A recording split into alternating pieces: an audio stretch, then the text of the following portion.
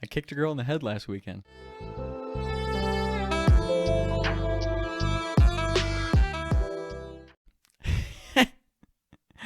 It's not an assault story, not a domestic violence story, I promise. My buddy got engaged recently. So they had a small get-together, little pregame at him and his fiance's place, and then we went out to the bars.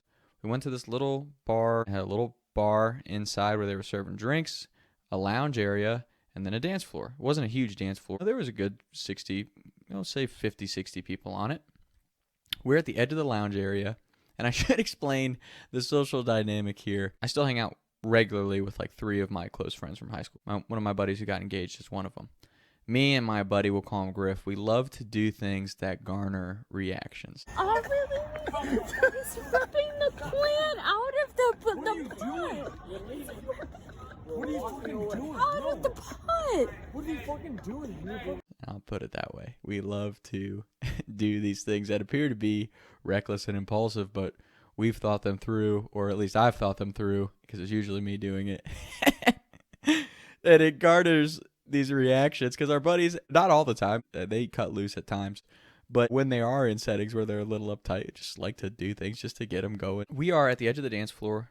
We were sitting at this little booth area, and I say to my buddies, because there's a bunch of like separated groups of people at the dance floor, I said, I think I can walk on my hand, do a handstand, walk on my hands through the dance floor. Why not? Let's try it. And my buddies started laughing. One of my buddies was like, hey, sure you want to do that? My other buddy was like, yeah, come on, do it. I'm like, yeah, I can do it. I throw myself up onto my hands into a handstand. I start walking. I probably make it like 3 steps on my hands or arm lengths, whatever you want to call it, before I feel my feet come too far forward and I just start falling. Well, I felt my one foot, boom. It made pretty good contact with somebody's head. This group of girls, they catch my legs and they help me up. And I'm like, I just tell them, like, I'm so sorry. I thought I could walk on my hands through the dance floor. They started laughing. Like, oh, it's fine. We started chatting for a little bit, and then I walked back to hanging out with my buddies who were just cutting up laughing. At least Griff was. That's all I was really paying attention to. It's so funny going out. I don't go out a ton in general, but for select events like that, and it's when it's close friends, I'll always make an appearance. The social dynamic of the people from my high school, I find it so funny because I would definitely say I'm someone to stir the pot. Actually, I think I don't know for sure, but I'm pretty sure like all these chicks that still go out in this group, I'm pretty sure they all hate me because of the stories I've told on Talks with Tom. But it's always been that way. Whatever everybody was always saying behind closed doors, all the gossip, I would just say it. Because what's the point of not just telling the truth about things? Like my intent is never to offend or upset anybody. I just say the truth. I say what I'm feeling. And if we have to hash that out right here, we can hash that out right here. That's just how I've always been. It's so funny because you hear like I said, I'm not in that group very often. So you hear these people, they gossip about each other, and then they go out together. And I just have always found that so funny. Like, they act like they're friends to each other's faces and then gossip behind each other's backs. Like, it's just so like, what a ridiculous social dynamic. What's the point of going out together if you're just going to talk behind each other's backs? I don't see the point of that one at all. The reason I'm saying that is because I'm so thankful to have genuine friends. I know I talk about that damn near all the time on here, but that's an important lesson to learn, is just to be genuine and to be transparent, truthful. The truth will set you free. I always just say and do what I'm feeling. And ultimately, whether that garners a positive or negative reaction, what it does for me is I'm able to see people's true colors. If you're truly yourself in all settings, and it takes a long time to get to that point, trust me, I'm still working on it in a lot of ways. But if you're your true, genuine self when you're out in those situations, and in any situation, whether it's professional, socially, whatever, if you are your true, genuine self and you're just doing you and your intentions are good with that, you're going to see people's true colors because they will react certain ways. Because if their intentions are not the same as yours, you're thrown off the vibe.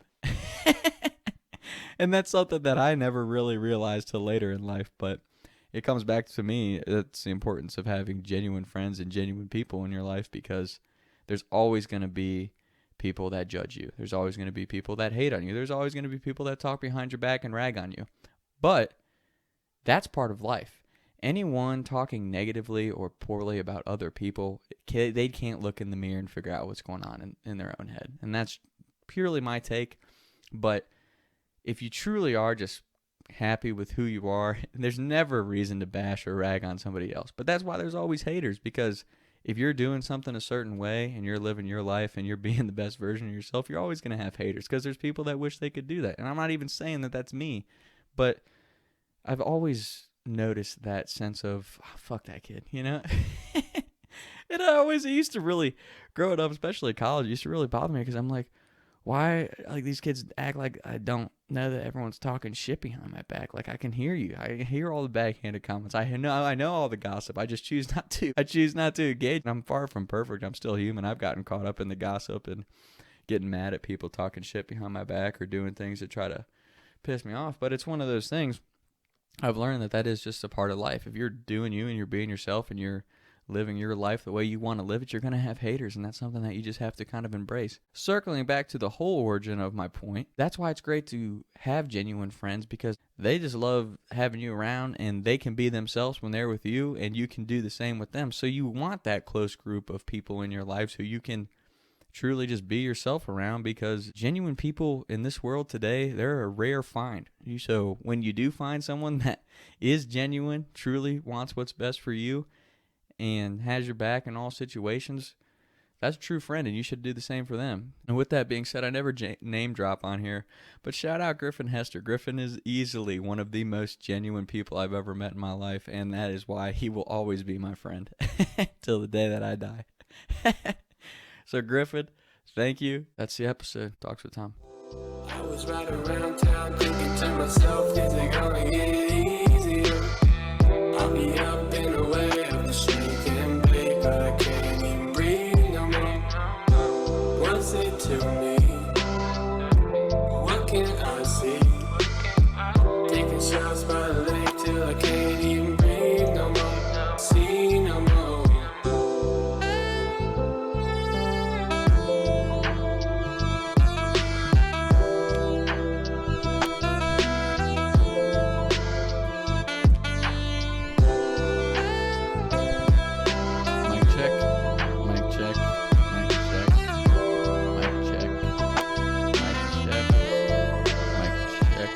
Check right there.